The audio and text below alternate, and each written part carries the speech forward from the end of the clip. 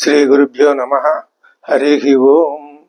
దంతాంచలేన ధరణీతలమున్నమయ్య పాతాళకేళిషు ధృతాది వరాహలీలం ఉల్లాఘనోత్ఫణ ఫణాధర గీయమాన క్రీడావదానం ఇభరాజముఖం నమామః. అమరీ కబరీ భార భ్రమరీ ముఖరీకృతం దూరీకరోతు దురితం గౌరీ చరణ పంకజం. ఇందీవరదళ శ్యామం ఇందిరానంద కందళం వందారు జన మందారం వందేహం యదునందనం. వాగర్ధావివ సంపృక్తౌ వాగర్ధ ప్రతిపత్తయే జగతః పితరౌ వందే పార్వతీ పరమేశ్వరౌ. ఆపదామపహర్తారం దాతారం సర్వసంపదాం లోకాభిరామం శ్రీరామం భూయో భూయో నమామ్యహం. బుద్ధిర్బలం యశోధైర్యం నిర్భయత్వమరోగత అజాడ్యం వాక్పటుత్వం చ హనుమస్మరణాత్ భవేతు. శ్రీ గురుభ్యో నమః. హరి ఓం. అగస్త్య మహర్షి శ్రీరామచంద్రుడికి అత్యద్భుతమైనటువంటి ఆదిత్య హృదయాన్ని ఉపదేశిస్తున్నాడు. తతో యుద్ధ పరిశ్రాంతం సమరే చింతయా స్థితం రావణం చ అగ్రతో దృష్ట్వా యుద్ధాయ సముపస్థితం దైవతైశ్చ సమాగమ్య ద్రష్టుమభ్యాగతో రణం ఉపాగమ్య అబ్రవీద్రామం అగస్త్యో భగవాన్ ఋషిః. రామ రామ మహాబాహో శృణు గుహ్యం సనాతనం ఏన సర్వా నరీన్ వత్స సమరే విజయిష్యసి. ఆదిత్య హృదయం పుణ్యం సర్వశత్రు వినాశనం జయావహం జపేన్నిత్యం అక్షయ్యం పరమం శివం. సర్వమంగళ మాంగళ్యం సర్వపాప ప్రణాశనం చింతాశోక ప్రశమనం ఆయుర్వర్ధనముత్తమం. రశ్మివంతం సముజ్జంతం దేవాసుర నమస్కృతం పూజయస్వ వివస్వంతం భాస్కరం భువనేశ్వరం. సర్వదేవాత్మకో హ్యేష తేజస్వి రశ్మి భావనః ఏష దేవాసురగణాన్ లోకాన్ భాతి గభస్తిభిః. ఏష బ్రహ్మా చ విష్ణుశ్చ శివస్కందః ప్రజాపతిః. మహేంద్రో ధనదః కాలో యమః సోమో హ్యపాంపతిః. పితరో వసవః సాధ్యాశ్వినౌ మరుతో మనుః. వాయుర్వన్నిః ప్రజాప్రాణా ఋతుకర్తా ప్రభాకరః. ఆదిత్య సవితా సూర్య ఖగ పూషా గభస్తిమాను సువర్ణ సదృశో భాను స్వర్ణరేతా దివాకరః. హరిదశ్వ సహస్రార్చిః సప్త సప్తిర్మరీచిమాన్ తిమిరోన్మథన శంభు త్వష్టా మార్తాండకౌంశుమాన్. హిరణ్యగర్భ శిశిరస్తపనో భాస్కరో రవిః. అగ్నిగర్భో అదితేః పుత్రః శంఖః శిశిరనాశనః. వ్యోమనాథస్తమో భేది ఋగ్యజుస్సామపారగః. ఘనవృష్టిరపాం మిత్రో వింధ్యవీధి ప్లవంగమః. ఆతపీ మండలీ మృత్యుః పింగళः సర్వతాపనః. రవిర్విశ్వో మహాతేజ రక్తః సర్వభవోద్భవః. నక్షత్రగ్రహతారాణాం అధిపో విశ్వభావనః. తేజసామపి తేజస్వి ద్వాదశాత్మన్ నమోస్తుతే. నమః పూర్వాయ గిరయే పశ్చిమాయ అద్రయే నమః. జ్యోతిర్గణానాం పతయే దినాధిపతయే నమః. ఇప్పుడు ఈ ద్వాదశాత్ముడైనటువంటి ఆదిత్యుణ్ణి సంస్మరించడంతో ఆదిత్య హృదయంలో పూర్వార్ధం పూర్తయింది. ఇంకా ఇప్పుడు ఉత్తర భాగం అంటే స్తుతి భాగం ప్రారంభమవుతున్నది. ఈ తర్వాత ఉత్తరార్ధంలో నుతి భాగం అంటే నమకం ఆరంభమవుతుంది. సూర్యుడు తూర్పు దిక్కున ఉదయిస్తాడు, పడమటి దిక్కున అస్తమిస్తాడు. ఈ రెండింటికి నమస్కారం చేస్తున్నారు. ప్రపంచంలో కనిపించే వెలుగుకి పగటికి అధిపతి అయిన ఆ కాంతి దేవుడికి నమస్కారం చెప్తున్నారు. నమః పూర్వాయ గిరయే పశ్చిమాయ అద్రయే నమః. జ్యోతిర్గణానాం పతయే జ్యోతిర్గణాలన్నింటికీ పతి. పూర్వాయ గిరయే నమః పూర్వగిరి మీద, ఉదయ పర్వతం మీద ఆదిత్యుడు ఉదయిస్తాడు. పశ్చిమాయ అద్రయే, పడమటి పర్వతం మీద అస్తమిస్తాడు. ఇది ఒక సమయం, వేదం పెట్టినటువంటి సమయం. ఏమిటది?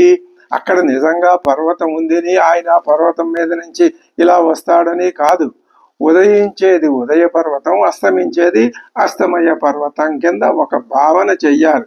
అలా చేసినట్లయితే ఆ రెండు దిక్కులకి మధ్యలో మనకి ఉత్తర భాగంలో నుతి అంటే నమ్మకం, సూర్యుడు ఉదయించే దిక్కు తూర్పు దిక్కు కాబట్టి, అస్తమించే దిక్కు పడమరి దిక్కు కాబట్టి, ఇది ఈ ప్రపంచంలో కనిపించే వెలుగు. అంటే జ్యోతిర్గణానాం పతయే దినాధిపతయే నమః. దిన భాగానికి, పగటి భాగానికి అధిపతికి కూడా నమస్కారం. జయాయ జయభద్రాయ హర్యశ్వాయ నమో నమః. నమో నమః సహస్రాంశో ఆదిత్యాయ నమో నమః. జయాయ జయభద్రాయ, జయాన్ని కలిగించే స్వామికి, జయ స్వామికి నమస్కారం. భద్రాయ, జయభద్రాయ, విజయంతో పాటు క్షేమాన్ని కూడా కలిగించే, మంగళకరమైనటువంటి జయాన్ని కలిగించే, ఆ ప్రసాదించే ఆ కోటి వెలుగుల వేల్పుకి నమస్కారం. ఇప్పుడు ఆయన హర్యశ్వాయ నమో నమః. పచ్చని గుర్రాలు, ఆ గుర్రాలతో పయనించేటటువంటి 1000 వెలుగుల ఆదిత్యుడికి ఆయన ఏం చెప్తున్నాం? నమో నమః. మరీ నమస్కారం. ద్విర్వచనం 2 సార్లు చెప్తున్నారు. సహస్రాంశో ఆదిత్యాయ నమో నమః. హే ఆదిత్య నీకు నమస్కారం. సహస్రాంశో, 1000 వెలుగులు. 1000 అనేది ఒక పరిమితికి ఒక సూచన మాత్రమే. అనంతమైన కిరణాలకి అధిపతమైనవో ఆదిత్య నీకు నమస్కారం. నమో నమః. మిక్కిలి గౌరవ భావంతో నమస్కారం చేస్తున్నారు. జయాయ జయభద్రాయ హర్యశ్వాయ నమో నమః. నమో నమః సహస్రాంశో అంటే 2 సార్లు నమో నమః అనేది ద్విరుక్తమైంది. అంటే మనస్సులో ఉన్నటువంటి ఆ నిండైన భక్తిని ఆ విధంగా మనం ఆ సూర్యుడి పట్ల ప్రదర్శిస్తున్నాము అని అర్థం చెప్పుకోవాలి. నమః ఉగ్రాయ వీరాయ సారంగాయ నమో నమః. నమః పద్మ ప్రబోధాయ మార్తాండాయ నమో నమః. ఇది నమ్మకం అంటే నమస్కారాలతో కూడింది అని అర్థం. ఇప్పుడు నమః ఉగ్రాయ వీరాయ, ఉగ్రాయ నమః, ఉగ్రమూర్తి అంతే కదా. మరి ఆ మధ్యాహ్నం పూట కానీ, తీక్షణంగా వైశాఖ మాసంలో కానీ ఆయన ఉగ్రస్వరూపం మనకి కనపడుతూనే ఉంటుంది. ఉగ్రమూర్తికి నమ ఉగ్రాయ వీరాయ, వీరుడు. వీరత్వం దేంట్లో? ప్రజలందరికీ ప్రాణికోటికి ప్రాణాన్ని ఇవ్వటంలో ఆయన వీరుడు. అటువంటి శూరుడు, ధీరుడు, వీరుడు అయినటువంటి ఆదిత్యుడికి నమస్కారం. విలక్షణమైనటువంటి వాక్కుని, సారంగాయ నమో నమః, విలక్షణమైన వాక్కుని వెలగించే వీరుడికి నమస్కారం. సంసార సారాన్ని అవగాహన చేసుకొని తాను ధరించి ఇతరుల్ని తరింపజేసే తరణికి నమస్కారం. సారంగాయ, తరణి అంటే తరింపజేసేవాడు, తాను తరించి ఇతరుల్ని తరింపజేసేవాడు. రాత్రి యొక్క చివరి జాములో చల్లటి గాలికి హాయిగా నిద్రపోతున్న కమలాలకి ఆ కిరణాలతో, తన కిరణాలతో గిలిగింతలు పెట్టి మేల్కొలిపేటటువంటి చిలిపి చేష్టల చిన్మయమూర్తికి నమస్కారం. నమ పద్మ ప్రబోధాయ మార్తాండాయ నమో నమః. మార్తాండు అంటే మృత్యువుని స్వాధీనపరుచుకున్నవాడు అని అర్థం చెప్పుకోవాలి. ఇక్కడ ఆ పద్మాలని చీకట్లు చివర్లో మేల్కొలిపి ఉదయం అయ్యేసరికి అవి వికసించేటట్లు చేసేటటువంటి పరోపకార పారాయణుడైనటువంటి పద్మబాంధవుడికి నమస్కారం. ఉగ్రుడు, వీరుడు, సారంగుడు అయినటువంటి ఆ ఆదిత్యుడికి నమస్కారం. బ్రహ్మ ఈశాన అచ్యుత ఈశాయ సూర్యాయ ఆదిత్యవర్చసే భాస్వతే సర్వభక్షాయ రౌద్రాయ వపుషే నమః. బ్రహ్మని, ఈశానుణ్ణి, అచ్యుతుణ్ణి, ఈ ముగ్గురిని స్వాధీనం చేసుకున్న సూర్యుడికి నమస్కారం. బ్రహ్మ ఈశానాచ్యుత ఈశాయ, బ్రహ్మ ఈశ అచ్యుత, ఈ ముగ్గురిని ఈశానాయ తన స్వాధీనం చేసుకున్నటువంటి సూర్యుడికి. వీళ్ళు ముగ్గురిని ఈయన స్వాధీనం చేసుకోవటం ఏమిటి అంటే ఆ ముగ్గురి తత్వం ఈయనలో ఉన్నది అని. ఇప్పుడు ఒక శుక మహర్షి లాంటి మహర్షి ఆయన పరమాత్మని స్వాధీనం చేసుకున్నాడు అని అంటాము అని అనుకోండి, అది సహజమే కదా. ఎందుకని పరమాత్మ తత్వం అంతా ఆయన వద్ద ఉన్నది, ఆయనే పరమాత్మ. ఆ తత్వం బాగా తెలిసినవాడు, అనుభూతికి వచ్చినవాడు. అలాగే ఇలా కూడా ఇది కూడా చెప్పచ్చు. బ్రహ్మ ఈశాన అచ్యుతుడు ముగ్గురిని స్వాధీనపరుచుకున్నవాడు అటువంటి ఈ ఆదిత్యుడికి నమస్కారం. ఎంత ప్రసరించిన తరగని అక్షయకాంతులతో శోభిల్లేటటువంటి జ్యోతిరాదిత్యుడికి నమస్కారం.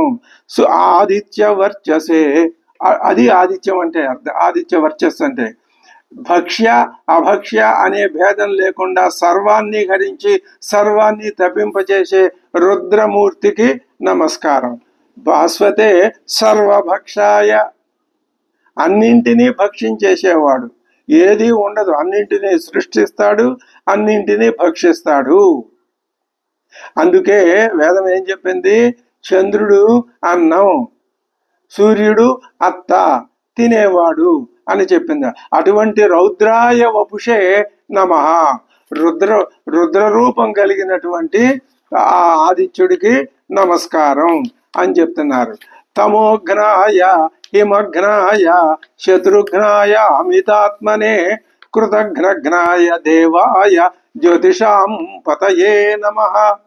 తమోఘ్నాయ చీకటిని హరిస్తాడు, తర్వాత హిమఘ్నాయ మంచుని పటాపంచలు చేస్తాడు, తర్వాత శత్రుఘ్నాయ శత్రువులందరినీ సంహరించేస్తాడు సూర్యుడు. అటువంటి అమితాత్మనే, మహితాత్ముడు అమితాత్ముడు అయినటువంటి సూర్యుడికి నమస్కారం. ఆయన శక్తి అమోఘం. ఆయన తలుచుకుంటే అతడు కృతజ్ఞుల్ని కూడా సంహరించగలడు. కృతజ్ఞత్వం అనేది ఒక నీచమైన గుణం. ఆ కృతజ్ఞాయ, కృతజ్ఞులైన వాళ్ళని నశింపజేసేవాడు అని అంటున్నాడు. అంటే అయాచితంగా అవ్యాజంగా అంతులేని కాంతిని మనకి ప్రసాదించేందుకు ఆయన ఎక్కడి నుంచో మనం మన పంచంలోకి దిగి వస్తే, మనం మంచం మీద నుంచి కూడా దిగేందుకు బద్దకిస్తే మనం కృతజ్ఞులం కామా అని వ్యాఖ్యాతలు అడుగుతున్నారు. అదేట కృతజ్ఞత్వము అంటే. కాబట్టి సూర్యదేవుడికి ఏమాత్రం మనం అపచారం చెయ్యకూడదు. ఆయన పట్ల కృతజ్ఞులం అయి ఉంటే చాలు. ఏమని ఆ కృతజ్ఞత? ఓ సూర్యదేవ, నీ వలననే నా ఈ శరీరంలోకి, ఈ ఉపాధిలోకి నా ప్రాణం వచ్చింది, నా ప్రాణాన్ని మళ్ళీ నువ్వే తీసుకో అని సూర్యుడికి నమస్కారం చేయాలి. ఇదే విషయాన్ని మనకి ఈశావాస్యోపనిషత్తు కూడా చెప్తున్నది. ఈశావాస్యోపనిషత్తు ఏం చెప్తున్నది అంటే, హిరణ్మయేన పాత్రేణ సత్యస్య అపిహితం ముఖం తత్వం పోషణ్ అపావృణు సత్యధర్మాయ దృష్టయే. ఇప్పుడు సత్యం అంటే ఆదిత్య మండలంలో ఉన్నటువంటి బ్రహ్మ, ఆ సత్యం యొక్క ముఖం హిరణ్మయమైన పాత్ర చేత, అంటే జ్యోతిర్మయమైన వెలుగుల చేత కప్పివేయబడింది. అంత వెలుగుని నేను చూడలేకపోతున్నాను. ఓ పోషణ్, లోకాల్ని పోషించే ఓ సూర్యుడా, సత్యమే ధర్మంగా కలిగినటువంటి నా కోసం నువ్వు కనబడటానికై నీ కాంతిని కొంత తగ్గించు, తొలగించు. పోషణ్ ఏ అపావృణు సత్యధర్మాయ దృష్టయే అంటున్నది. అలాగే పూషన్ ఏకర్షే యమ సూర్య ప్రాజాపత్య వ్యూహ రశ్మీన్ సమూహ తేజోయత్తే రూపం కళ్యాణతమం తత్తే పశ్యామి యోసావసౌ పురుష సోహమస్మి అని కూడా ఈశావాస్యోపనిషత్తు సూర్యుడికి ఆ సూర్యుని ద్వారా సూర్యమండల అంతర్గతమైనటువంటి ఆ సూర్యమండలాన్ని భేదించుకుని వెళ్ళిపోయే మార్గాన్ని చూపించమని సాధకుడికి బోధన చేసింది. అలాగే ఇక్కడ కూడా ఈయన ఏం చేస్తున్నాడు? ఇప్పుడు మనం ఆదిత్య హృదయం ఏం చెప్తున్నది అంటే, సూర్యుడి పట్ల మనం ఆయన యొక్క ప్రాముఖ్యతని తెలుసుకుని, ఆయన లేందే మనం లేము, మన ప్రాణము లేదు అనే విషయాన్ని తెలుసుకుని ఆయన పట్ల కృతజ్ఞత కలిగి ఉండాలి. అది లేకపోవటమే కృతజ్ఞత అని చెప్తున్నారు. అటువంటి కృతజ్ఞజ్ఞాయ, అటువంటి కృతజ్ఞుల్ని కూడా ఈయన గుణపాఠం చెప్తాడు, బుద్ధి చెప్తాడు అని అర్థం చేసుకోవచ్చు. కాబట్టి సూర్యదేవుడి పట్ల మనం ఏ విధమైన అపచారం కూడా చేయకూడదు. సూర్యోదయం అయ్యేసరికి లేచి ఆ ప్రాణ సందేశాన్ని గ్రహించేందుకు సిద్ధంగా ఉండటమే ఆయన పట్ల మనం చూపించవలసినటువంటి కృతజ్ఞత, ఉపచారం. అలా చేయకపోతే అదే అపచారం అవుతుంది. కాబట్టి 1000 వెలుగుల వేల్పు విచ్చేసేసరికి, అంటే మన దగ్గరికి ఆయన వచ్చేసరికి మనం మెలకువతో ఉండటమే మన విధి అని, అలాంటి జ్యోతిర్మయుడికి నమస్కారము అని చెప్తున్నది ఆదిత్య హృదయం. తమోఘ్నాయ హిమఘ్నాయ శత్రుఘ్నాయ అమితాత్మనే కృతఘ్నఘ్నాయ దేవాయ జ్యోతిషాం పతయే నమః తప్త చామీకరాభాయ వహ్నయే విశ్వకర్మణే నమస్తమోభినిఘ్నాయ రవయే లోకసాక్షిణే.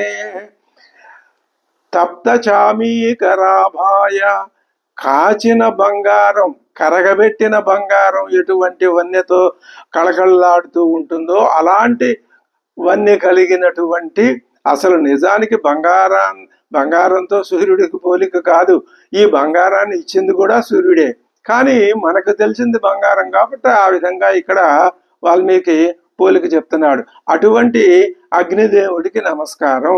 మరి సకల కార్య సమర్థుడైనటువంటి విశ్వకర్మకి కూడా స్తప్తచామీకరాభాయ వహ్నయే విశ్వకర్మనే.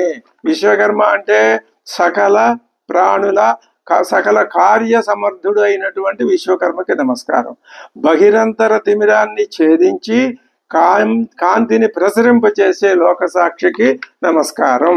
ఉపనిషత్తు అదే చెప్పింది. అదే భావాన్ని ఇక్కడ చెప్పి కృతజ్ఞతాపూర్వకంగా నమస్కారం చేస్తున్నారు. తప్త చామీకరాభాయ వహ్నయే విశ్వకర్మణే నమస్తమోభినిఘ్నాయ రవయే లోకసాక్షిణే.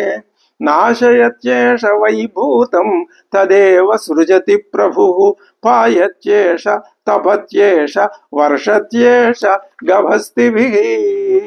ఇది ఇంతటితో నమ్మకం ముగిసింది. ఇప్పుడేం చెప్తున్నారు? ఇక మళ్ళీ సూర్య మహిమ ఆరంభమైంది. మళ్ళీ చెప్తున్నారు. మనం 3 భాగాలుగా విభజించాం. మొదటి భాగం, చివరి భాగం, మధ్యలో నమస్సు, స్తుతి. ఈ స్తుతి భాగం మళ్ళీ చెప్తున్నారు. సూర్య మహిమ ఆరంభమవుతుంది అన్నమాట. ప్రాణుల్ని నశింపజేసి మళ్ళీ సృష్టించగల శక్తి ప్రభాకరుడిలో ఉంది. ఆయనే రక్షిస్తాడు, ఆయనే శిక్షిస్తాడు, వేడి వేడి కిరణాలతో మాడిచి వేస్తాడు, చల్లని వర్షం కూడా కురిపిస్తాడు. పాయతి రక్షిస్తాడు, తపతి తప్పింపజేస్తాడు, వర్షతి వర్షాన్నిస్తాడు. వేటి చేత? గభస్తిభి తన యొక్క కిరణాల చేత. తదేవ నాశయత్యేష వైభూతం తదేవ సృజతి. సృష్టించేది ఆయనే, మళ్ళీ వాటిని లీనం చేసుకునేది కూడా ఆయనే. ఏష సుప్తేషు జాగర్తి భూతేషు పరినిష్ఠితః ఏష ఏవ అగ్నిహోత్రంచ ఫలంచైవ అగ్నిహోత్రిణాం. ఇంతటితో మళ్ళీ ఇప్పుడు మనం నిద్రపోయినా మనలో అతడు మేల్కొనే ఉంటాడు. అగ్నేయత్వం సుజాగృహి వయం సుమం దిశీమహి అని శృతిగీతల్లో చెప్పినట్లు సర్వకాల సర్వావస్థల యందు మనకు తోడు నీడగా మనలో వెలుగుతూ ఉన్నటువంటి ఆదిత్య రూపం సర్వదా మనకి ఆరాధ్యం. అలాగే అదే ఆ మాటే చెప్తున్నారు. ఏష సుప్తేషు జాగర్తి, మనం నిద్రపోతుంటే ఆయన మెలకుగానే ఉంటాడు. భూతేషు పరినిష్ఠిత, దగ్గరలోనే ఉంటాడు. ఏష ఏవ అగ్నిహోత్రంచ ఫలంచ అగ్నిహోత్రిణాం. నిత్యాగ్నిహోత్రులైన వాళ్ళకి ఈయనే అగ్నిహోత్రం, ఆయనే మళ్ళీ ఫలితం అని కూడా మనకి దీనివల్ల అర్థమవుతుంది. అలాగే ఇంకొక మాట చెప్తున్నారు, వేదాశ్చ క్రతవశ్చైవ క్రతూనాం ఫలమేవచ యాని కృత్యాని లోకేషు సర్వయేష రవి ప్రభువు. మనం చదివే వేదాలు, మరి చేసే క్రతువులు, యజ్ఞయాగాదులు, వాటి ఫలితాలు, సకల కార్యకలాపాలు అన్నింటికీ సాక్షిభూతుడుగా ఉండి అంతరాత్మలా ఉండేటటువంటి ఆ సూర్య భగవానుడు మన వెంటనే ఉంటాడు. ఏష వేదాశ్చ క్రతవశ్చైవ క్రతూనాం ఫలమేవచ యాని కృత్యాని లోకేషు, లోకంలో ఏ కర్మ సాక్షి, ఏ లోకంలో ఏ కృత్యాలు ఉన్నాయో వాటన్నింటికీ కూడా సర్వయేష రవి ప్రభు, ఈ రవియే ప్రభు అయిన వాడు. ఏనం ఆపత్సు కృచ్రేషు కాంతారేషు భయేషు చ కీర్తయన్ పురుష కశ్చిన్నావసీదతి రాఘవ. హే రాఘవ, ఇటువంటి ఈ సూర్య భగవాను ఏం చేయాలి మనము అంటే, ఆ దేవదేవుణ్ణి ఏకాగ్రతతో ఆరాధించాలి. ఆరాధించి కాంతారేషు కృచ్రేషు కాంతారేషు భయేషు చ, భయకాలాల్లో, భయం ఏర్పడినటువంటి కాలాల్లో, అలాగే భయంకరమైన ఆపదలు కూడా ఆయన్ని స్మరించుకుంటే నశిస్తాయి. అడవి కూడా ఆనంద నిలయంగానే మారుతుంది అని చెప్తున్నారు. కాంతారేషు భయేషు చ కీర్తయన్ పురుష కశ్చిదపి, ఏ ఒక్కడు కూడా నా అవసీదతి, ఏ విధమైనటువంటి ఆపదని పొందడు, విజయాన్నే పొందుతాడు. పూజయస్వ ఏనం ఏకాగ్రో దేవదేవం జగత్పతిం, ఏకాగ్రతతో దేవదేవుడైనటువంటి ఈ జగత్పతి అయినటువంటి కర్మసాక్షి అయినటువంటి ఆదిత్యుణ్ణి పూజయస్వ అనే మాట మళ్ళీ రెండోసారి ఆ క్రియాపదంతో ఆ అర్థాన్ని బోధిస్తున్నారు. ఏతతు, ఎలా పూజించాలంటావు, ఏమీ అక్కర్లేదు. త్రిగుణితం జప్త్వా, 3 సార్లు, ఒకసారి ఈ ఆదిత్య హృదయాన్ని పఠించి ఊరుకోవటం కాదు, మనోవాక్కాయ కర్మల సాక్షిగా త్రికరణ శుద్ధిగా 3 సార్లు పఠించినట్లయితే త్రిగుణితం జప్త్వా యుద్ధేషు విజయిష్యసి, అప్పుడు నువ్వు యుద్ధాల్లో విజయాన్ని పొందుతావు. యుద్ధేషు బహువచనం ఎందుకు, ఇక్కడ జరిగేది రావణాసురుడితో యుద్ధం కదా. ఈ యుద్ధం అయిపోతే ఇంకా శ్రీరామచంద్రుడు యుద్ధం చేయాల్సిన పనే ఉంది. ఈ బహువచనం ఎవరి కోసం అంటే మనలాంటి సాధకుల కోసం. మనకి ఒక యుద్ధం కాదు కదా, అనేక యుద్ధాలు నెత్తి మీద వచ్చి పడుతూ ఉంటాయి. అవి యుద్ధం అని మనం అనుకోము, కానీ యుద్ధము అంటే ఈ యువతల వాళ్ళు అవతల వాళ్ళు కూడా, యువతలవాడు అవతలవాడి మీద ఆధిపత్యం కోసం, అవతలవాడు యువతలవాడి మీద ఆధిపత్యం కోసం చేసేటటువంటి పోరాటమే యుద్ధం. మరి ఇప్పుడు మనం సాధకులుగా దేని మీద పోరాటం చేస్తాము అంటే, మన సాధనకి అడ్డపడేటటువంటి దుర్గుణాల మీద మనం పోరాటం చేస్తాం. అందుకని ఏం చెప్పారు ఇక్కడ అంటే, యుద్ధేషు, అటువంటి యుద్ధాల్లో గనక అది నిజంగా నువ్వు యుద్ధం అని గుర్తించి నీ సాధనలో నీకు అంతఃశుద్ధి ఉండి నిత్యము పైకి ఎవరికి చెప్పుకోవాల్సిన అవసరం లేకుండా ప్రతి నిత్యము ప్రతి క్షణము కూడా నువ్వు నీ యొక్క అంతరాత్మ దర్శనం అనుభూతి కోసం ప్రయత్నం చేస్తూ ఉంటే, ఏదైనా అడ్డం పడితే దానిని నువ్వు జయించలేకపోతే ఆ సూర్య భగవాను స్మరించుకో. ఆ క్షణంలో ఇంకా సమయం ఉంటే ఆ ఆదిత్య హృదయాన్ని 3 సార్లు పఠించు. అప్పుడు నీకు అడ్డం కల్పించి నీకు విఘ్నాన్ని కలిగిస్తూ ఉన్నటువంటి ఆ అవలక్షణం ఏదైతే ఉందో అది తప్పనిసరిగా పోతుంది. ఇది అందరికీ అనుభవంలో ఉన్నటువంటి విషయమే.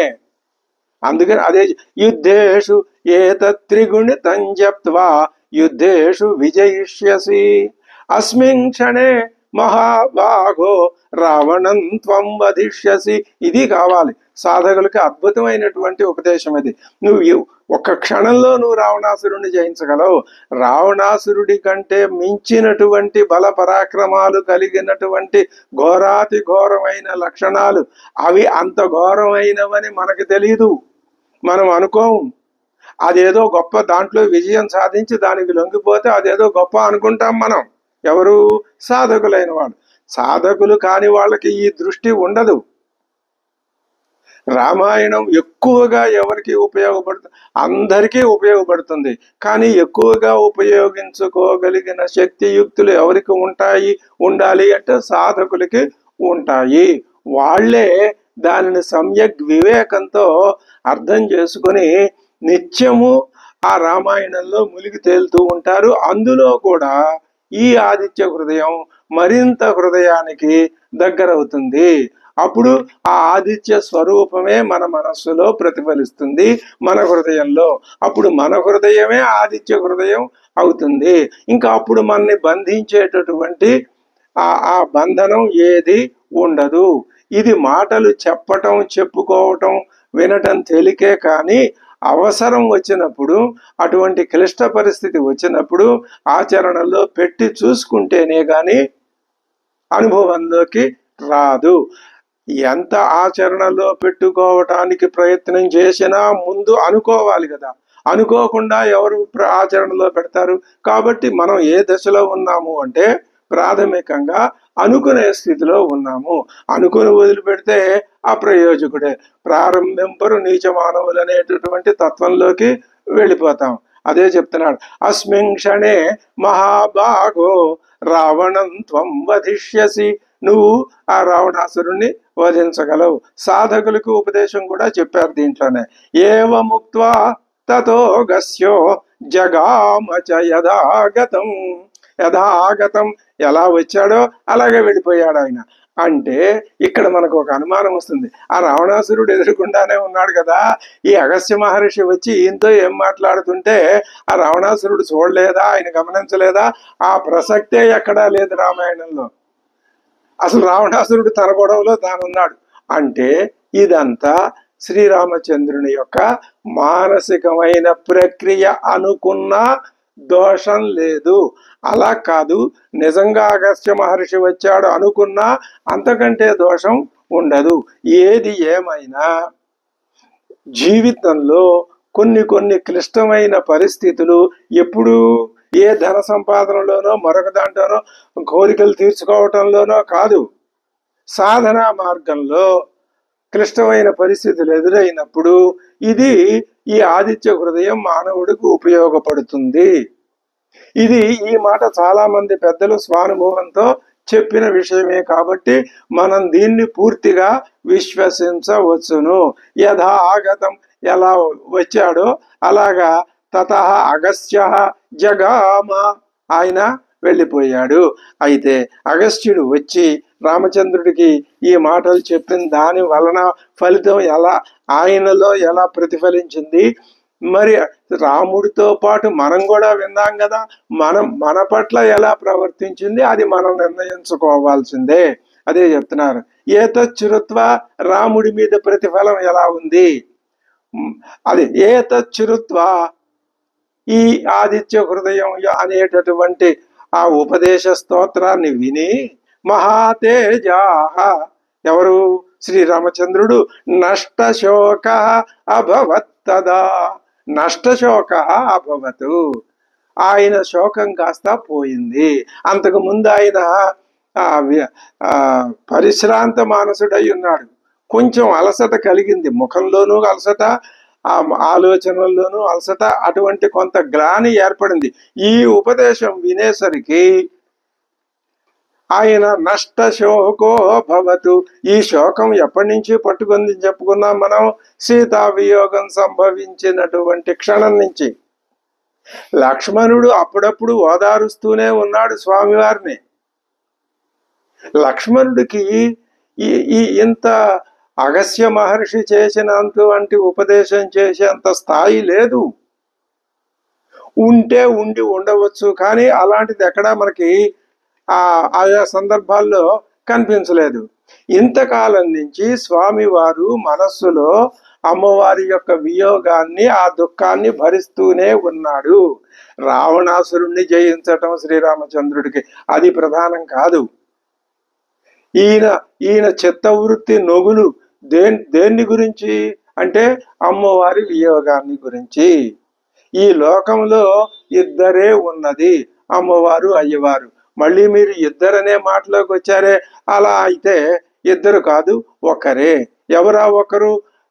ఇద్దరు కలిపి సీతారాముల తత్వం కలిపితే ఏకమైతే ఏ తత్వం అయితే ఉంటుందో ఆ తత్వమే లోకంలో ఉన్నది. ఇప్పుడు శరీరము, ఆకారము, రూపాలు ధరిస్తే తీవ్రమైన నష్టం వచ్చి పడిపోతుంది. వీటికి అతీతమైన స్థితి, భావన గమ్యమైన స్థితి తత్వస్థితి. తత్వం అంటే దాని యొక్క స్వరూపం అనేది కదా అర్థం. కాబట్టి ఆ ఒక్క తత్వం ఉన్నది, అది ఎప్పుడూ ఒకటిగానే ఉంటుంది. కానీ ఇక్కడ రెండు అయినట్టు మనకి అనిపిస్తున్నది. అక్కడ ఉన్నది రజ్జువు అయితే మనం దాన్ని సర్పం అని అనుకుంటున్నాం. అక్కడ ఏకత్వాన్ని చూసినట్లయితే ఈ సర్పం అనేటటువంటి భ్రాంతి, శోకం పోతుంది. ఎన్ని రకాలుగానైనా మనం అన్వయించి చెప్పుకోవచ్చు. అలా చెప్పుకుంటూ ఉన్నప్పుడు మనం పరిమితుల్ని దాటి అనవసరమైన దుర్వ్యాఖ్యలు, కువ్యాఖ్యలు చెయ్యకూడదు.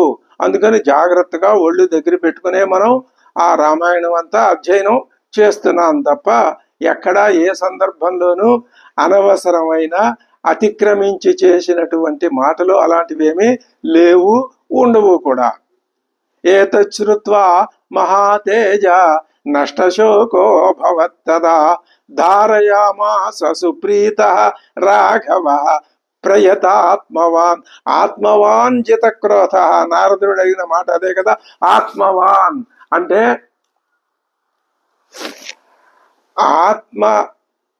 ఆత్మవంతుడు, ధనవంతుడు, ధనవాన్, మతిమంతుడు, మతిమాన్, బలవంతుడు, బలవాన్.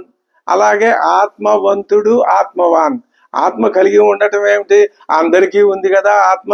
ఇప్పుడు అసలు ఈ రోజుల్లో, ఈ కాలంలో ఆత్మ అనే మాట చాలా సార్లు, చాలా సందర్భాల్లో చాలా మంది జనులు ఉపయోగించేస్తున్నారు.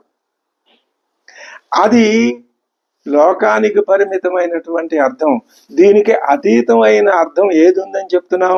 ఈ లోకాలన్నింటికి ఆ ఆత్మస్వరూపమైనది, స్వస్వరూపమైనది ఏది ఉన్నదో అది ఆత్మ అంటే.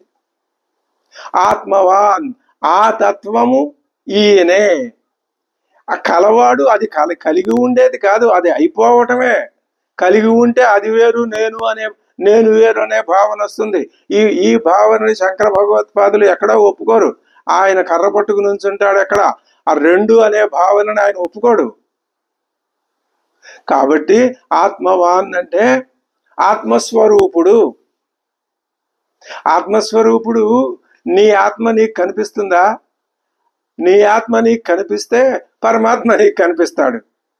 ఇదంతా కొంచెం దూరంగా ఉన్నటువంటి, మానసికంగా ఎన్నో వందల వేల మైళ్ళ దూరంలో ఉందనేటటువంటి అలాంటి ఇది. కాబట్టి వాల్మీకి ఏం చేస్తున్నాడు?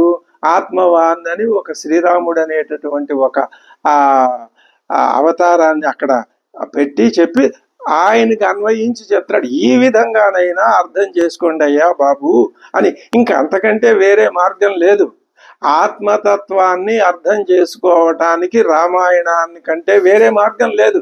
ఇన్ని మాటలు అక్కర్లేదు, ఒక్కటే మాట.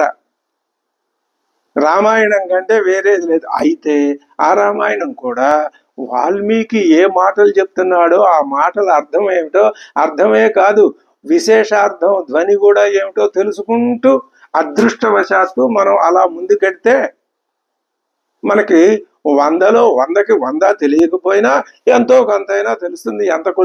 ఎంత తెలిసినా ఈ జన్మకి చాలు కదా. అత్యాశ ఉండటం మంచిదే ఈ విషయంలో. అదే చెప్తున్నాడు. ఏతచ్చుత్వా మహాతేజ నష్టశోకో భవత్తదా ధారయామాస ఆత్మవాన్ సుప్రీత. ధారయామాస, ఇంకా ఆయనలో ధైర్యం పూర్తిగా ఏర్పడింది. యథాస్థితిగా ఇతఃపూర్వం ఎలా స్థితిలో ఉన్నాడో ఈ కాస్త ఈ మానసికమైనటువంటి ఈ చిన్న అవకతవక రాకముందు స్మిత పూర్వ భాషి మిత భాషి ఆయన ముఖమే చిరునవ్వులు వెలిగిపోతూ ఉంటుంది. ఇప్పుడు చూసే వాళ్ళకి ఆయన ఎప్పుడూ కూడా ప్రీతిని కలిగించేటటువంటి ఆకార స్వభావం కలవాడు. ఆ విధంగా ధారయామాస ఆయన మళ్ళీ పునః స్వతేజాన్ని మళ్ళీ పొందగలిగాడు. ప్రయత ఆత్మవాన్ ఎవరు? రాఘవ. ఆయన ఏం చేశాడు? ఆదిత్యం ప్రేక్ష్య జప్త్వా ఇదం పరం హర్షమవాప్తవాన్. ఆదిత్యం మనస్సులో తలుచుకుని ఏముంది, కళ్ళు తెరిచి ఇలా చూస్తే వెలుగు. ఆదిత్యుని వెతకటానికి ఎక్కడికో వెళ్ళక్కర్లా, ఏ విమానాలు ఎక్కో బస్సులు ఎక్కో అక్కడ నువ్వు ఎక్కడుంటే అక్కడ ఆదిత్యుడు ఉన్నాడు. నువ్వు ఉన్నది ఆదిత్యుడి వెలుగులోనే. ఇది అద్భుతమైన విషయం. నువ్వు ఉన్నది పరమాత్మలోనే. అసలు ఆదిత్యుడిని ఎందుకు సృష్టించాడు పరమాత్మ అంటే, ఇది నేనేరా బాబు, ఈయన్ని ముందు అర్థం చేసుకుంటే అప్పుడు నేను అర్థమవుతానని చెప్పడానికే ఆయన సృష్టించింది. ఇది ఇంత అద్భుతమైనటువంటి సందేశం ఉంది ఆదిత్య హృదయంలో. ఆదిత్యం ప్రేక్ష్య జప్త్వా 3 సార్లు జప్త్వా జపించి పరం హర్షం అవాప్తవాన్. అత్యద్భుతమైనటువంటి మిక్కిలి ఎక్కువైనటువంటి పరమమైనటువంటి ఇంకా అంతకంటే మించినది లేదనిపించేటటువంటి హర్షం, ఆనందమును, అదే బ్రహ్మానందం. ఈ మిగిలిన ఆనందాలన్నీ ఇవి కాదు. తైత్రీయోపనిషత్తు అద్భుతంగా కొలత కొలిచి అక్కడికక్కడ ఆనందాన్ని గురించి మనకి చెప్తుంది. అవాప్తవాన్ త్రిరాచమ్య, తర్వాత త్రిరాచమ్య 3 సార్లు ఆచమనం చేసి శుచిర్భూత్వా, ఆచమనం శారీరక మానసిక శుచిత్వాన్ని ఇస్తుంది. ఎందుకని? శుచిత్వ దృష్టితో ఆచమనం కేశవాయ స్వాహ, నారాయణాయ స్వాహ, మాధవాయ స్వాహ అని కేశవనామాలు చెప్పుకుంటాం కాబట్టి ఆ నామస్మరణే అంటే ఆయన్నే తలుచుకున్నాడు. ఇది చాలా విచిత్రమైనటువంటి విషయం. లోకమంతా ఆయన్ని శ్రీ మహావిష్ణువు అని తలుచుకుంటుంటే ఆయన తనని తానే, కాళిదాస్ చెప్పాడు కదా, పరమేశ్వరుడు అమ్మవారి పార్వతి అమ్మవారి వియోగం వచ్చిన తర్వాత, సతీ వియోగం ప్రాప్తించిన తర్వాత ఆయన తపస్సుకు వెళ్ళాడు. కూర్చుని ఎవరిని గురించి తపస్సు చేశాడు? ఆయన ఇంకా లోకమంతా ఆయనే సృష్టించింది. అయితే ఆయన ఇంకో తపస్సు చేయటం ఏమిటి అంటే, ఆయన తనని గురించి తానే తపస్సు చేసుకున్నాడు. ఆత్మవాన్ అంటే అది అర్థం అన్నమాట. ఆదిత్యం ప్రేక్ష్య జప్త్వా ఇదం పరం హర్షమవాప్తవాన్ త్రిరాచమ్య శుచిర్భూత్వా ధనురాదాయ వీర్యవాన్. కర్తవ్యనిష్ట. ఏ కర్తవ్యంలో ఉండంగా కొంత ఇబ్బంది కలిగిందో అది విడిచిపెట్టడానికి వీల్లేదు. ఇప్పుడు ఆయన ఉద్దేశం ఏమిటి? కామక్రోధాది రావణాసుర భావాల్ని జయించాలి. ఇది చాలా చాలా గొప్ప యుద్ధం. ఇది రామరావణ యుద్ధం అంటే మాటలా? అంటే మనం నిజంగా సాధకులం అయితే మనకు ఆ బాధ ఏమిటో తెలుస్తుంది. మనం పైన ఉత్తుత్తి సాధకులం అయితే అంతా ఉత్తుత్తిగానే ఉంటుంది తప్ప ఏమీ కాదు. కనీసం సాధనలో ఒక అడుగు ముందుకు వెయ్యలేకపోయినా సాధకులం అని అనిపించుకోగలిగితే చాలు, మన ప్రయత్నం సఫలం అయినట్లే. ఆదిత్యం ప్రేక్ష్య జప్త్వా ఇదం పరం హర్షమవాప్తవాన్ త్రిరాచమ్య శుచిర్భూత్వా ధనురాధాయ వీర్యవాన్. మళ్ళీ ధనుసు పట్టుకున్నాడు చేత్తో. ఇక నుంచి రామరావణ యుద్ధం ప్రారంభం అవుతుంది. ఇంకా రావణాసురుడి యొక్క పతనంతో కానీ ఇది అంతం కాదు. రావణం ప్రేక్ష్య, ఎదురుకుండా నిలబడే ఉన్నాడు రావణాసురుడు. ఇదంతా ఎంతసేపట్లో జరిగింది? స్వామివారు మళ్ళీ తన యొక్క పూర్వపు స్థితిని పొందటానికి ఒక క్షణము 2 క్షణాలు. కానీ ఈ 31 శ్లోకాలు చదివి దీన్ని మనం చెప్పుకోవటం, ఇది మనం పారాయణ చేయటం ఎన్ని యుగాలు పడుతుందో, అన్ని యుగాలు పట్టినా ఫలితం దగ్గరలో వచ్చిందని అనిపిస్తే ఆ 1 క్షణం చాలు. అది 1 క్షణం కోసం ఎన్ని యుగాలైనా ఎన్ని జన్మలైనా జీవుడు ఈ పరితాపం పడవలసిందే. ఆ ఒక్క క్షణం కోసం. అది ఎప్పుడు అనేది ఎవ్వరూ చెప్పలేరు. అటువంటి వాళ్ళు ఉన్నారా? ఉంటారు ఎక్కడో మహానుభావులు, మనకు కనపడరు వాళ్ళు. ఆదిత్యం ప్రేక్ష్య జప్వేదం పరం హర్షమవాప్తవాన్ త్రిరాజమ్య శుచిర్భూత్వా ధనురాదాయ వీర్యవాన్ రావణం ప్రేక్ష్య హృష్టాత్మ జయార్థం సముపాగమతు. ఆయన మళ్ళీ సిద్ధపడ్డాడు. సర్వయత్నేన మహత వధే తస్య ధృతో భవతు. సర్వయత్నేన, ఇంకా ఏమాత్రం అసంపూర్ణమైన ప్రయత్నం కాదు, సంపూర్ణమైనటువంటి ప్రయత్నంలో ఆయన ధృత అభవతు, ధైర్యాన్ని పొందాడు. అధ రవి రవదన్. ఇప్పుడు ఆ సూర్యుడే రవి రవదన్ నిరీక్ష్య రామం. రాముడితో ఆదిత్యుడే అంటున్నాడు. ఆదిత్యుడు అంటున్నాడు అంటే ఆదిత్యుడిని నడిపించేటటువంటి పరాత్పరుడే అంటున్నాడు. ఏమని అంటున్నాడు? ముదిత మనాహ పరమం ప్రహృష్యమాణ. స్వామి వారికి మళ్ళీ కర్తవ్య నిష్టని కలిగించటంలో తాను ఒక పాత్ర అయినందుకు ఆ సూర్యుడు ఆనందించాలి. అది గొప్పతనం. అంతేగాని నేను లేకపోతే ఈ రాముడు అలా మాట్లాడకూడదు. అధ రవిరవదన్ నిరీక్ష్య రామం ముదితమనాఘ పరమం ప్రహృష్యమాణ నిశిచరపతి సంశయం విదిత్వా సురగణ మధ్యగత వచః త్వరేతి. త్వరపడండి స్వామి అన్నాడు. ఒక్క ముక్క అన్నది అంతే. సూర్యుడు ఏమన్నాడు? త్వర అన్నాడు. అది ఆ సూర్యుడు అన్నట్లుగా అక్కడ భాషించింది. అక్కడ ఏమైంది అంటే ద్యోతమానం అయింది. ఈ విధంగా ఆదిత్య హృదయం ఆ అగస్త్య మహర్షి వచ్చి స్వామివారికి ఉపదేశించటం, తద్వారా శ్రీరామచంద్ర స్వామి తగినటువంటి ఆ బలాన్ని, మళ్ళీ మానసికమైన బలాన్ని పొందటం, ఇది ఒక అద్భుతమైన ఘట్టం శ్రీమద్ రామాయణంలో. ఇది మరొక్కసారి మనం పఠనం చేసుకుందాం. తతో యుద్ధ పరిశ్రాంతం సమరే చింతయా స్థితం రావణం చాగ్రతో దృష్ట్వా యుద్ధాయ సముపస్థితం దైవతైశ్చ సమాగమ్య ద్రష్టుమభ్యాగతో రణం ఉపాగమ్యాబ్రవీద్రామం అగస్త్యో భగవాన్ ఋషి రామ రామ మహాభాగో శృణుగుహ్యం సనాతనం ఏన సర్వాన్ హరీన్ వత్స సమరే విజయిష్యసి ఆదిత్య హృదయం పుణ్యం సర్వశత్రు వినాశనం జయావహం జపే నిత్యం అక్షయ్యం పరమం శివం సర్వమంగళ మాంగళ్యం సర్వపాప ప్రణాశనం చింతా శోక ప్రశమనం ఆయుర్వర్ధనముత్తమం రశ్మిమంతం సముజ్జంతం దేవాసుర నమస్కృతం పూజయస్వ వివస్వంతం భాస్కరం భువనేశ్వరం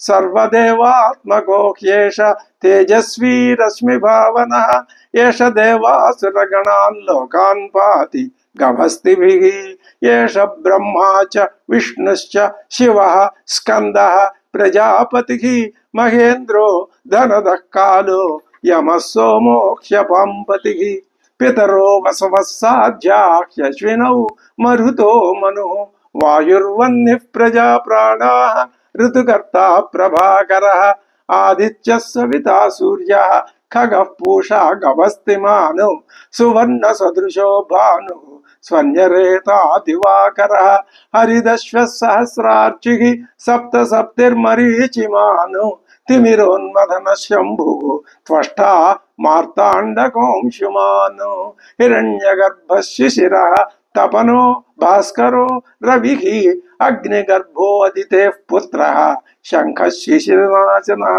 వ్యోమనాథస్తమో భేది రుగ్యజుస్సామపారగः ఘనవృష్టిరపాం మిత్రో వింధ్యవీధి ప్లవంగమః ఆతపీ మండలీ మృత్యుః పింగళः సర్వతాపనః రవిర్విశ్వో మహాతేజాః రక్తః సర్వభవోద్భవః నక్షత్రగ్రహతారాణాం అధిపో విశ్వభావనః తేజసామపి తేజస్వి ద్వాదశాత్మన్ నమోస్తుతే నమః పూర్వాయ గిరయే పశ్చిమాయ అగ్రయే నమః జ్యోతిర్గణానాం పతయే దినాధిపతయే నమః జయాయ జయభద్రాయ హర్యశ్వాయ నమో నమః నమో నమః సహస్రాంశో ఆదిత్యాయ నమో నమః నమ ఉగ్రాయ వీరాయ సారంగాయ నమో నమః నమః పద్మప్రబోధాయ మార్తాండాయ నమో నమః బ్రహ్మేశానాచ్యుతేశాయ సూర్యాయ ఆదిత్యవర్చసే భాస్వతే సర్వభక్షాయ రౌద్రాయ వపుషే నమః తమోఘ్నాయ హిమఘ్నాయ శత్రుఘ్నాయ అమితాత్మనే కృతఘ్నఘ్నాయ దేవాయ జ్యోతిషాం పతయే నమః తప్తచామీకరాభాయ వహ్నయే విశ్వకర్మణే నమస్తమోభినిఘ్నాయ రవయే లోకసాక్షిణే నాశయత్యేష వైభూతం తదేవ సృజతి ప్రభుః పాయత్యేష తపత్యేష వర్షత్యేష గభస్తిభిః ఏష సుప్తేషు జాగర్తి భూతేషు పరినిష్ఠితః యశ ఏవాగ్నిహోత్రం ఫలం చైవ అగ్నిహోత్రిణాం వేదాశ్చ క్రతవశ్చైవ క్రతూనాం ఫలమేవ చ యాని కృత్యాని లోకేషు సర్వ ఏష రవిః ప్రభుః ఏన మాపత్సు కృచ్రేషు కాంతారేషు భయేషు చ కీర్తయన్ పురుషః కశ్చిన్నావసీదతి రాఘవ పూజయస్వైనమేకాగ్రో దేవదేవం జగత్పతిం ఏతతు త్రిగుణితం జప్త్వా యుద్ధేషు విజయిష్యసి అస్మిన్ క్షణే మహాభాగో రావణం త్వం వధిష్యసి ఏవముక్త్వా తతో గస్యో జగామ చ యథాగతం ఏతచ్ఛ్రుత్వా మహాతేజాః నష్టశోకో భవత్తదా ధారయామాస సుప్రీతో రాఘవ ప్రయతాత్మవాన్ ఆదిత్యం ప్రేక్ష్య జప్త్వేదం పరం హర్షం అవాప్తవాన్ త్రిరాజమ్య శుచిర్భూత్వా ధనురాదాయ వీర్యవాన్ రావణం ప్రేక్ష్య హృష్టాత్మా జయార్థం సముపాగమతు సర్వయత్నేన మహతా వదే తస్య ధృతో భవతు అధర విరవదన్నిరీక్ష్య రామం ముదితమనాః పరమం ప్రహృష్యమాణః నిశిచరపతి సంక్షయం విదిత్వా సురగణ మధ్యగతో వచస్త్వరేతి. హరి ఓం తత్సద్బ్రహ్మార్పణమస్తు. ఈ విధంగా రామాయణ అంతర్గతమై లోక విఖ్యాతి పొందినటువంటి సాధక లోకానికి కొంగు బంగారంతో సమానమైనటువంటి ఆదిత్య హృదయాన్ని యథాశక్తిగా మన పరిమిత జ్ఞానానికి లోబడి 4 ముక్కలు వివరించి చెప్పుకోవటం జరిగింది. ఇలా చెప్పుకోవటం అన్నది అందరికీ వినిపించగలగటం అన్నది కూడా పూర్వజన్మ కృత పుణ్య ఫలంగా భావిస్తూ ఇంకా తర్వాత ఎపిసోడ్ నుంచి రామాయణం యుద్ధకాండ రామరావణ యుద్ధం రామరావణ యోరివా గగనం గగనాకారం సాగరం సాగరోపమః అటువంటి రామరావణ యుద్ధం ఏ విధంగా జరిగింది, యుద్ధకాండ ఏ విధంగా ముందుకు వెళ్ళిందో తెలుసుకుందాం. స్వస్తి.